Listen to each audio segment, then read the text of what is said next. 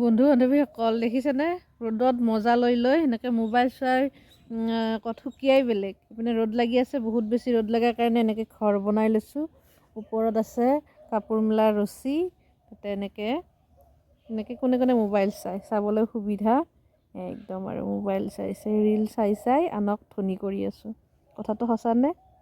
Reel, ইউটিউবত video', ইনষ্টাগ্ৰামত reel, ফেচবুকত চাই আনক ধনী কৰি আছোঁ। এয়াই আমাৰ কেপাচিটি। আমি হ'ব পাৰোঁ কিন্তু আমি ধনী, কাৰণ জিঅ'ক দি আছোঁ পইচা মাহে মাহে। দুখীয়া হ'ব পাৰোঁ কিন্তু ধনী আমি, আনক টকা দিব পাৰোঁ। ডাটাবিলাক দি আছোঁ মানে টকা দিয়া। কথাটো সঁচানে জনাবাচোন। আমি যদি ৰীল চাওঁ, আনে ধনী হৈ আছে নে নাই? আৰু আমি নিজৰ মোবাইলত নেট ভৰাই পইচা দি আনক ধনী কৰি আছোঁ।